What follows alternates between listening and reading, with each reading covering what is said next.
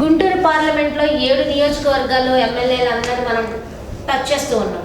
ఈ కోణంలో చూసుకుంటే కీలకమైన నియోజకవర్గం కూడా పత్తిపాడని చెప్పుకోవచ్చు. ఎందుకంటే ఆ మెజారిటీ ఎక్కువగా వచ్చి కాపులను చూసుకున్నా, ఇక్కడ చూసుకుంటే ఎస్సీ క్యాడర్ సంబంధించింది ఎక్కువగా నడుస్తూ ఉంది ఇక్కడ.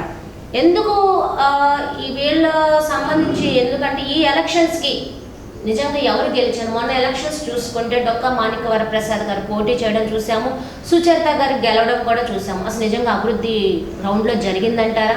న్యాయం జరిగిందంటారా? అసలు టీడీపీ అధిష్టానం బోర్ల రామాంజనేయులు గారికి ఎందుకు టికెట్ ఇవ్వడానికి కారణం ఏంటి, ఎందుకు ఇచ్చారు? ఈ కోణంలో మనం ఇంటర్వ్యూ చేద్దాం. మరి బోర్ల రామాంజనేయులు గారికి నమస్తే అండి. నమస్తే అమ్మా. సార్, మీరు ఒక ఐఏఎస్ ఆఫీసర్ అయితే బోర్ల రామాంజనేయులు అనే ఎమ్మెల్యే పదవి ఎందుకు కోరుకున్నారు? మొట్టమొదట 6 or 9 ఛానల్ ప్రేక్షక మహాశయులందరికీ కూడా నమస్కారం. అదేవిధంగా యాజమాన్యానికి, సిబ్బందికి కూడా నా ప్రత్యేకమైనటువంటి నమస్కారం. మీరు అన్నట్టుగా ఒక ఐఏఎస్ ఆఫీసర్గా ఉండి ఎమ్మెల్యే పదవిని ఎందుకు ఆశిస్తున్నారు? చాలా చక్కటి ప్రశ్న. ఎందుకంటే ఒక ఐఏఎస్ ఆఫీసర్గా విధానాల్ని అమలు పరుస్తాడు, విధానాలు రూపొందించడు, విధానాలు రూపొందించే విషయంలో సహాయపడతాడు. అంతే తప్ప ఫైనల్ డెసిషన్ పొలిటికల్ ప్రాసెస్. ప్రజాస్వామ్యంలో శాసనసభకే ఆ అధికారం ఉంటుంది. ప్రజలకు ఏ రకమైనటువంటి స్కీములు శాశ్వతమైనటువంటి ప్రయోజనాన్ని ఇస్తాయో అలాంటి స్కీములు రూపొందించే అధికారము శాసనసభకే ఉంటుంది. సో చట్టసభలో అడుగు పెడితే ఇంతవరకు విధానాలు అమలు పరిచినటువంటి ఒక బ్యూరోక్రాట్ తన 35 సంవత్సరాల అనుభవాన్ని కూడా జోడించి ప్రజలకు ఏ రకమైనటువంటి స్కీములు అయితే వాళ్ళ సొంత కాళ్ళ మీద వాళ్ళు నిలబడగలిగి 10 కాలాల పాటు సాధికారతను పొందుతారో అన్నటువంటి విషయం మీద ఒక అవగాహన ఉంది. కాబట్టి చట్టసభలో ప్రవేశించాలి, చట్టసభలో మన ఆలోచనలు, మన అనుభవాన్ని జోడించాలి, ప్రజలకు మేలు చేయాలనేటువంటి ఉద్దేశంతో నేను రాజకీయాల్లో ప్రవేశం చేశాను. సో ఒక ఐఏఎస్ ఆఫీసర్కి ఉన్న ఒక ఎమ్మెల్యే కానీ, ఒక ఎమ్మెల్యే 5 సంవత్సరాలు వచ్చి వెళ్ళిపోతారు. కానీ ఐఏఎస్ ఆఫీసర్ ఎవరి మాట వినరు. ఎవరైనా మినిస్టర్ అయినా ఐఏఎస్ ఆఫీసర్ మాట వినాల్సిందే.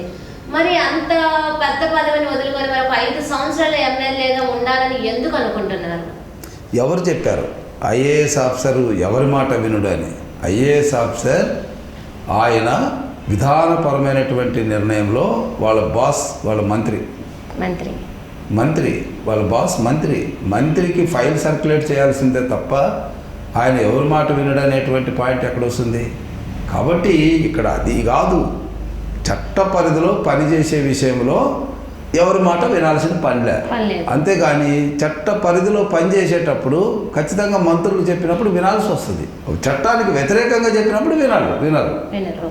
అంతే తప్ప ఐఏఎస్ ఆఫీసర్ అంటే ఆయనే సుప్రీం అనేటువంటిది కాదు. ఇక్కడ ఈ డెమోక్రసీలో, బిజినెస్ రూల్స్లో ఐఏఎస్ ఆఫీసర్ తర్వాత మంత్రి తర్వాత ముఖ్యమంత్రి, ఇది స్ట్రక్చర్.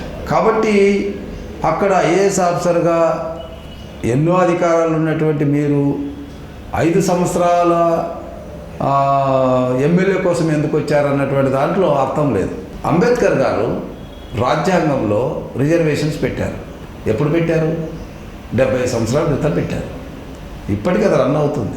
చంద్రన్న బీమా తెచ్చాడు చంద్రబాబు నాయుడు, అది స్కీమ్ రన్ అవుతుంది. అట్లాగే ఎన్టీ రామారావు గారు మహిళలకు ఆస్తి హక్కు ఇచ్చాడు, అది రన్ అవుతుంది. 2 రూపాయల కిలో బియ్యం తెచ్చాడు, అది రన్ అవుతుంది. కాబట్టి అక్కడ 5 సంవత్సరాలని కాదు, 5 సంవత్సరాల్లో 5 తరాలకు ఉపయోగపడేటటువంటి విధానాలు రూపొందించే అధికారం ఉంది అక్కడ ప్రతినిధికి. అంతే తప్ప ప్రతినిధులు ఆ ఆలోచనలో లేకుండా ఏదో వాళ్ళ సొంత వ్యవహారాలు, సొంత బిజినెస్లు అనేటువంటి ఆలోచనలో ఉన్నప్పుడే మీలాంటి అభిప్రాయం కలుగుతుంది. ప్రజల గురించి ఆలోచించి ప్రజల కోసం పనిచేసేటటువంటి చాలామంది రాజకీయవేత్తలు తరతరాలుగా వాళ్ళు ప్రజానాయకులుగానే ఉన్నారు. ఈ పత్తిపాడు నియోజకవర్గంలో మీరు నిలబడ్డారు. మీకు ముందు విద్యాసాగర్ గారే కానీ, డొక్కా మాణిక్యవరప్రసాద్ కానీ, కొంతమంది నాయకులు కూడా ఈ సీటు కోసం ఆశించింది అందరికీ తెలిసిందే. కానీ మీకు మాత్రమే ఇవ్వడానికి గల కారణం ఏంటి? అధిష్టానం ఏదైనా ఒక సీట్ ఇవ్వాలన్నప్పుడు ప్రతి పార్టీ గెలుపుల గురించి ఆలోచిస్తుంది. ఎవరికి ఇస్తే గెలుస్తారో వారికి ఇస్తుంది. అంతే తప్ప వేరే కోణాల్లో ఏమి ఉండదు. ఇక్కడ బహుశా నేను 2 సంవత్సరాలు ఇక్కడ కలెక్టర్గా పనిచేశాను, ఒక 3 సంవత్సరాలు పంచాయతీరాజ్ రూరల్ డెవలప్మెంట్గా కమిషనర్గా పనిచేశాను, ఒక 3 సంవత్సరాలు లేబర్ కమిషనర్గా పనిచేశాను. సో అన్నీ కూడా ప్రజలతో సంబంధం ఉన్నటువంటి శాఖల్లో పనిచేశాను కాబట్టి ప్రజలతో సంబంధం ఉండేటటువంటి అధికారికి ఇస్తే గెలుపు ఈజీగా ఉంటుంది అన్నటువంటి ఒక ఆలోచన పార్టీకి ఉండొచ్చు. తర్వాత కూడా పరిపాలనలో మనము ఏ శాఖ నిర్వహించినా ఒక అధికారిగా ప్రజలకు ఎంత దగ్గరగా ఉన్నాం, ప్రజల కోసం ఎంత పోరాటాలు చేశాం, ప్రజల కోసం మనం ఎంత నిలబడగలిగాం అన్నటువంటిదే ఉంటుంది. ఈరోజు చాలా కాలనీల్లో మన పేరు పెట్టుకున్నారంటే ఆ రోజు నేను నిలబడ్డాను కాబట్టి కాలనీలు ఉన్నాయి. ఈ రోజుకి గుంటూరులో రామాంజనేయ కాలనీ ఉంది కాబట్టి ఎస్ రామాంజనేయ కాలనీ ఉంది, రామాంజనేయ రోడ్డు ఉంది. కాబట్టి ఇక్కడ ఏంటంటే ఆ రకమైనటువంటి ఒక శాశ్వతమైనటువంటి ప్రయోజనాన్ని ఇచ్చేటటువంటి విషయంలో మనం చేసే పోరాటమే ప్రజలు చూస్తారు. అదే నేపథ్యమే పార్టీ గమనించి టికెట్లు ఇస్తారు. అంటే ఐఏఎస్ ఆఫీసర్ అంటే ఇప్పుడు స్ట్రిక్ట్గా ఉంటారు, ప్రజల్లో ఉండేదైతే రాజకీయ నేతలు అంటే లోకల్ ఎప్పటి నుంచో ఉన్న వాళ్ళకే టికెట్ ఇవ్వాలంటారు. అసలు మీకు ఈ రాజకీయం గురించి తెలుసు? ఎందుకంటే ఒక ఐఏఎస్ ఆఫీసర్ అంటే అంత లా అండ్ ఆర్డర్ మీద, ఒక ఫైల్స్ మీద, దీని మీద కానీ అన్ని వింటూ ఉంటారు కదా. మరి ఈ రాజకీయం అనేది లోకల్లో ప్రజల్లో మమేకమవుతూ ఉండాలి కదా, మరి మీకు ఇది అలవాటు అవుతుందా? మీరు అడిగిన ప్రశ్న దాంట్లోనే ఆన్సర్ ఉంది. కలెక్టర్ ఎప్పుడు కూడా ఫైల్స్ని చూడడు, ఆ ఫైల్స్ వెనుకున్నటువంటి జీవితాలను చూస్తాడు. నేను ఏ ఫైల్ వచ్చినా ఆ ఫైల్ వెనక ఒక జీవితం ఉంది అన్నటువంటి కోణంలోనే నా ఆర్డర్స్ ఉంటాయి. ఎప్పుడు కూడా 100% నావి నెగిటివ్ ఆర్డర్స్ ఉండవు, ఎంతున్నా పాజిటివే. ఏదైనా చేయగలిగితే సాయం చేయాలి, చేయలేనప్పుడు పిలిచి వాళ్ళకి నచ్చజెప్పాలి, అంతే తప్ప ఫైల్స్ని 3 సార్లు తిప్పి అవి రాసి ఇవి రాసి కాలయాపన చేసేటటువంటి ఆలోచన నా 30 సంవత్సరాలు ఎప్పుడు రాలేదు. అదే విషయం. ఎందుకంటే నేను వెస్ట్ గోదావరి కలెక్టర్ చేసినప్పుడు గోదావరి మన కొల్లేరు సరస్సు ప్రక్షాళన చేశాం. ఎవరు చేయలేదా? మరి మేమే చేసాం. పోలవరం ఫస్ట్ ల్యాండ్ అక్విజిషన్ మేమే చేసాం. పోలవరంలో ఉన్నటువంటి గిరిజనులు మేమే రీహాబిలిటేషన్ చేశాం. ఫస్ట్ ఇరిగేషన్ ప్రాజెక్టులు మేమే కంప్లీట్ చేసాం నిజామాబాద్ కలెక్టర్గా. ఫస్ట్ 25,000 కిలోమీటర్లు సిమెంట్ రోడ్లు ప్రతి గ్రామంలో ప్రతి వార్డులో మేము కమిషనర్గా ఉన్నప్పుడే చేశాం. చంద్రన్న బీమా లాంటిది కానీ, విదేశీ విద్య లాంటిది కానీ చంద్రబాబు నాయుడు పాలనలో మేము అధికారులు ఉన్నప్పుడే వచ్చాయి. కాబట్టి ఇవన్నీ కూడా మనం ఎంత పాజిటివ్గా ఉన్నామనేటువంటి దాన్ని బట్టి ప్రజలు అంగీకరిస్తారు. సో ఇప్పుడు నేను అడిగేదైతే ఆఫ్ ద రికార్డు, కానీ మీరు సీరియస్ అవనంటే నేను చెప్తాను. ఎందుకంటే దీనికి ప్రూఫ్లు లేవు నా దగ్గర, కానీ అన్న చెవిని మాకు పడతాయి కాబట్టి అడుగుతున్నాను. యా షూర్, అడగాలి. ఓకే, పూర్ల రామాంజనేయులు గారు టేబుల్ మీద ఒక పేపర్ ఉంటే టేబుల్ కింద ఒక చేయబెట్టి తీసుకునే విధంగా వెళ్తారు. ఈయన రేపు పొలిటికల్గా మా ప్రజలకు న్యాయం చేసేదనే మాట కూడా వస్తుంది. ఎంతవరకు వాస్తవం అంటారు ఇది? దాంట్లో పూర్తిగా వాస్తవం లేదు, అస్సలు పూర్తి అబద్ధం అది. ఎందుకంటే అలా చేయబెట్టి తీసుకునేటటువంటి విధానాలు అయితే 35 సంవత్సరాలు మేము పరిపాలన చేయలేము. మా మీద ఒక్క బురద చల్లడానికి కూడా వీలైనటువంటిది. 10 సంవత్సరాలు రాజకీయాల్లో ఉన్నా నేనే తప్పు చేస్తే రాజకీయాల్లో ఇంత ధైర్యంగా ఉండలేము మేము. కాబట్టి మాకు ఆలోచన, పేదలుగా పుట్టాం మేము, పొద్దున 2 ఇడ్లీ తింటాం మేము, ఇప్పటికీ పేదలుగానే ఉన్నాం, ఇప్పటికీ పేదలుగానే ఉన్నాం. కాబట్టి పేదల గురించి ఆలోచించే వ్యక్తులుగా, ఒక రైతు కూలీగా, రైతు బిడ్డగా మాకేంటి అనేది మాకు తెలుస్తుంది. అంతే తప్ప ఇదేదో ప్రతిపక్ష నాయకులు చేసేటటువంటిది అంటే అధికారులందరూ చేయి కింద పెట్టి తీసుకుంటారనే ఆలోచన తప్పది, చాలా తప్పదు. రామాంజనేయులు గారు ఎవరిని పట్టించుకోకుండా నేను అన్నదే నిజము, నేను వెళ్ళే రూటే కరెక్ట్ అని దూసుకొని వెళ్ళిపోతున్నారట, ఎవరిని పట్టించుకోవట్లేదట. ఎందుకు ఈ వార్త కూడా మీ మీద వస్తుంది? అది కేవలము విమర్శకులు, ప్రతిపక్షాలు చేస్తున్నటువంటి విమర్శ. ఈరోజు నేను ఏ గ్రామానికి వెళ్ళినా వేల సంఖ్యలో జనం వస్తున్నారు, వేల సంఖ్యతో మేము మమేకం అవుతున్నాం. ఇప్పటికీ అన్ని గ్రామాల్లో తిరిగాం, అన్ని గ్రామాలు తిరిగాం. ఏ గ్రామంలో కూడా ఇలాంటి ఆలోచన రాలేదు. ప్రతి ఒక్కరూ ఆత్మీయంగా పలకరిస్తారు, మేము కూడా ఆత్మీయంగానే వెళ్తున్నాం, ప్రతి ఇంటికి వెళ్తున్నాం, ప్రతి వాళ్ళని పలకరిస్తున్నాం. మీరు అన్న దాంట్లో వాస్తవం లేదు. మరి అన్ని గ్రామాల్లో డెవలప్మెంట్స్ జరిగినాయట ఈ 5 సంవత్సరాల్లో. ఎక్కడ జరిగినాయి? ప్రజలను అడగండి, తెలుస్తుంది. ఒక రోడ్డు, దరిద్రమైనటువంటి రోడ్లు, తాగడానికి మంచినీళ్ళు లేవు, పొలాలు పండించుకోవడానికి సాగునీరు లేదు, ఏమి డెవలప్మెంట్ ఉంది? ఏమీ డెవలప్మెంట్ ఏమీ లేదు. ప్రజలు ఏం చెప్తున్నారు? వాళ్ళ సమస్యలు అసలు మీరు వచ్చారు ప్రజలు హ్యాపీ అని అంటారు, ఎవరు మైనస్ చెప్పట్లేదు అంటారు. అసలు సమస్యలు ఏం చెప్తున్నారు అయితే మీతో? ప్రజలు ఒకటే చెప్తున్నారు, అనాదిగా చంద్రబాబు నాయుడు గారు మాకు చిరకాల కోరికగా ఉన్నటువంటి గుంటూరు ఛానల్కి 276 కోట్లు ఇచ్చారు. వైసీపీ ప్రభుత్వం వచ్చినాక రివర్స్ టెండర్ ద్వారా దాన్ని నిలిపేసింది. కాబట్టి ఆ ప్రాజెక్ట్ని కొనసాగించండి అని అడుగుతున్నారు. అట్లాగే సిమెంట్ రోడ్లు ప్రతి వార్డులో వేశారు తెలుగుదేశంలో, మిగిలిపోయినటువంటి చోట వేయమని అడుగుతున్నారు. ఆ రోజుల్లో డ్రింకింగ్ వాటర్ ఇచ్చారు, టాయిలెట్లు కట్టారు, ఈరోజు కూడా అవి చేయమని అడుగుతున్నారు. కాబట్టి ప్రజలు అడగడంలో వాళ్ళ కనీస అవసరాలు అడుగుతున్నారు. వాటిని కూడా మనం చేయలేకపోతే ఈ 5 సంవత్సరాలు వాళ్ళు చేయలేదు కాబట్టి ఈరోజు వైసీపీ ప్రభుత్వాన్ని చీకొడుతున్నారు, తెలుగుదేశం ప్రభుత్వం కావాలంటున్నారు. మీ మీద ఒక అభియోగం ఉంది, అది ఎంతవరకు వాస్తవాన్ని దగ్గర అడగాలి కాబట్టి ప్రజలకు తెలపాలి కాబట్టి అడుగుతున్నాను. అయితే మీరు గెలవడం కోసం, మీ స్వార్థం కోసం మీరు గెలవరనేది మీకు తెలిసి అపోజిషన్ వాళ్ళ మీద చొక్కాలు చింపేసేసి అద్దాలు పగలగొట్టి చేతులంతా దెబ్బ అయ్యేలా చేసేసే అంత అధికారం నిజంగా మీకు ఉందా? నిజంగా మీరు అలాగే చేశారా? ఎవరు చేశారు? అది అంతా పూర్తిగా అవాస్తవం. మీ ఛానల్ అన్నీ కూడా చూశారు కదా. గత 10 రోజులుగా అన్ని సోషల్ మీడియాలో వాస్తవం ఏంటి, ఫేక్ ఏంటి, ఫ్యాక్ట్ ఏంటి అనేది వస్తూనే ఉంది. అతను ఎవరైతే చేతికి గాయమైంది అంటున్నాడో అతను వచ్చి మా కారు అద్దాలు 3 సార్లు బలంగా కొడితే ఆయన చేయి గాయమైంది. ఫ్యాక్ట్స్ ఉన్నాయి, ఈరోజు కూడా మా దగ్గర రికార్డ్స్ ఉన్నాయి. రేపు పోలీస్ స్టేషన్ కూడా పంపించాం, ఎస్పీ కూడా పంపించాం. ఏం దాంట్లో ఏం దాపరికం లేదు. మేము రాజ్యాంగం చదివిన వాడిని, లా తెలిసిన వాడిని, నేను ఎలా ఒకరి మీద అభియోగాలు చేస్తాను? చెప్తా. ఇప్పుడు మా బ్యానెట్గా అతను స్పీడ్కి వచ్చి మా కారు ముందు ఉన్నటువంటి జెండా కర్రకు ఆ రాడుకి ఆయన చొక్కా దినిగిపోయింది. మీకు కావాలంటే చూపించమంటారా? చూపిస్తా. కాబట్టి అలా జరిగిన దాన్ని వాళ్ళు వక్రీకరించడము, అవాస్తవాలు చెప్పడం వాళ్ళకే చెల్లు. అసలు అంత గొడవడానికి ఏం జరిగింది? అందరికీ తెలుసు కదా. వాలంటీర్ల సర్వీసును ఉపయోగించకూడదని ఎలక్షన్ కమిషన్ చెప్పింది. ఎలక్షన్ కమిషన్ చెప్పిన ఆ పేద వాలంటీర్లని వాళ్ళ భవిష్యత్తును అన్యాయం చేయిస్తే, ఇప్పుడు ఏదైనా పొరపాటున ఎవరైనా సస్పెండ్ అయితే వాళ్ళ జీవితంలో ఏ ఉద్యోగానికి పనికిరారు, అర్హులు కాదు. అలాంటి కండిషన్స్ ఉన్నా కూడా వాళ్ళ కేవలం రాజకీయాల కోసం, కేవలం ఓట్ల కోసం వాళ్ళ మెడ మీద కత్తి పెట్టి, వాళ్ళు వినకపోతే వాళ్ళ తల్లిదండ్రులని మీద ఒత్తిడి తెచ్చి వాళ్ళని ఏ రకంగా మీటింగులకు పిలుస్తారు, ఏ రకంగా ఓటర్ లిస్ట్ వెరిఫై చేయిస్తారు, ఏ రకంగా వాళ్ళకు తాయిలాలు ఇస్తారు? తప్పు కదా. పేదలు కాబట్టి మీరు ఇచ్చే 5,000 6,000 తీసుకోవడానికి వాళ్ళు వచ్చినా మీరు వద్దని చెప్పాలి. రాజ్యాంగం మీద ప్రమాణం చేసి రేపు ప్రతినిధిగా కావాలని పోటీ చేసే వ్యక్తులు ఇలాంటి అవాంఛనీయ పనులు ఎలా చేస్తారు? చేయకూడదు. తలెత్తి నిలబడేంత ఎత్తులో అంబేద్కర్ విగ్రహాన్ని రూపుదిద్దిన జగన్మోహన్ రెడ్డికి ఎస్సీ ఎస్టీలందరూ ఓటు వేసి గెలిపించుకుంటారనే నినాదం అనేది వినబడుతుంది. అది వాస్తవం అనేది పక్కన పెడితే ఇలా జరుగుతుంది. మరి ఎంతవరకు జగన్మోహన్ రెడ్డి మరి గెలుస్తారంటారు? తల ఎత్తుకొని చూసే అంబేద్కర్ గారంటే అందరికీ ఆమోదమే, అందరికీ ఆదర్శమే. కానీ అదే అంబేద్కర్ బిడ్డల్ని ఊసకోత కోసినటువంటి జగన్మోహన్ రెడ్డికి ఎందుకు ఓటేస్తారు? మాస్ అడిగిన పాపానికి సుధాకర్ని హింసిస్తే ఆయన చనిపోయాడు. ఇసుక రేట్ని అడిగినటువంటి మన అబ్బాయికి గుండు కొట్టించారు. మరి అదేవిధంగా సారాయి రేట్లు ఎందుకు పెంచుతున్నారని అడిగిన ఓం ప్రతాప్ని లేడు ఇప్పుడు మన దగ్గర.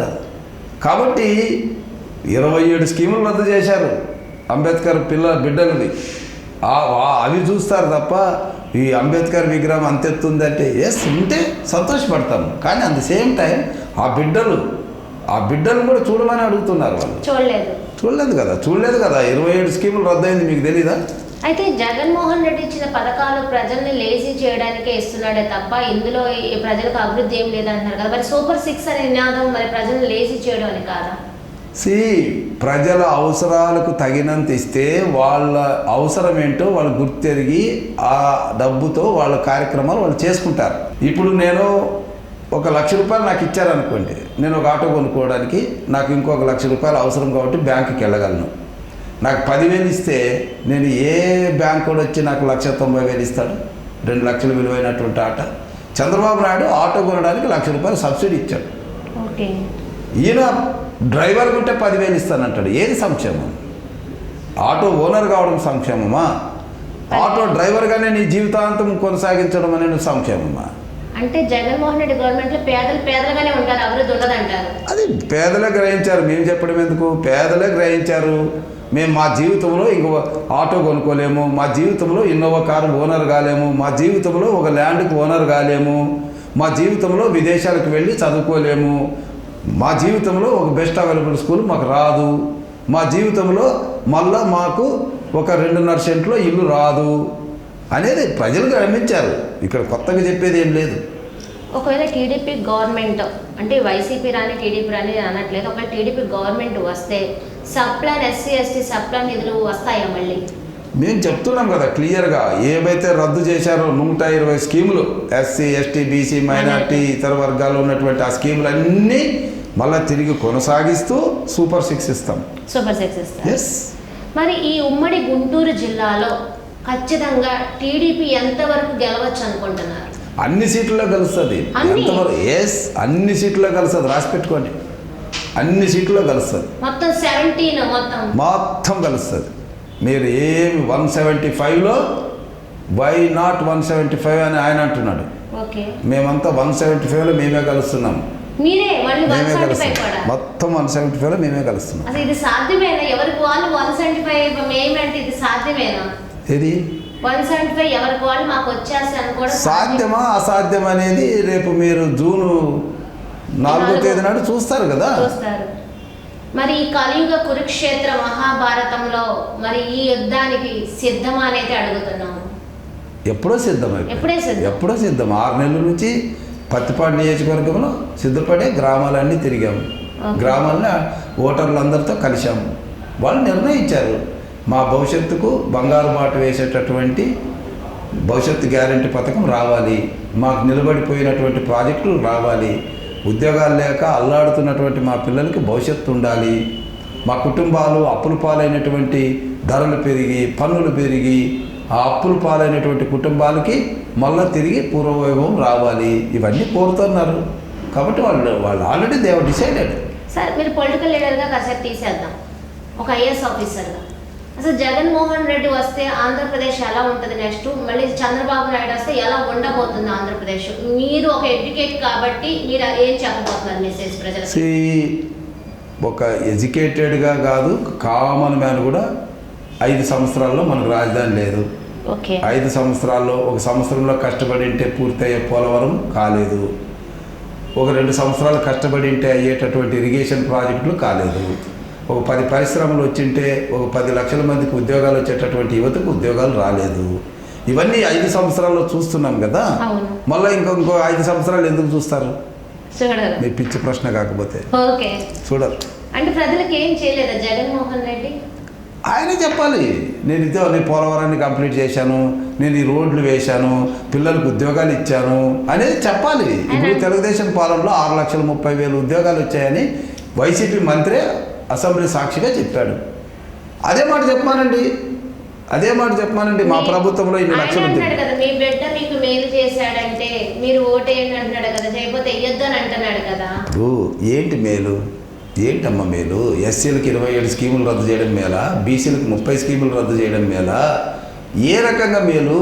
ఒక్కొక్క కుటుంబం మీద 6 నుంచి 8 లక్షలు అప్పు మోపడం మేలా? చెప్పండి. 50 రూపాయలు ఉన్న లిక్కర్ని వాళ్ళ బలహీనతను ఆసరా చేసుకొని 150 రూపాయలు క్వార్టర్ పెట్టడం మేలా? ఏ రకంగా మేలు? ఎవరు ఏ ప్రజలు మేలు అని కోరడం లేదు, మేలు అనేటువంటిది లేదు. బలసాని కిరణ్ కుమార్ మీకు సమఉజ్జి ఓటి అని మీకు అంటే ఎలా అంటే మీకు సవాలని మీరు అనుకుంటున్నారా?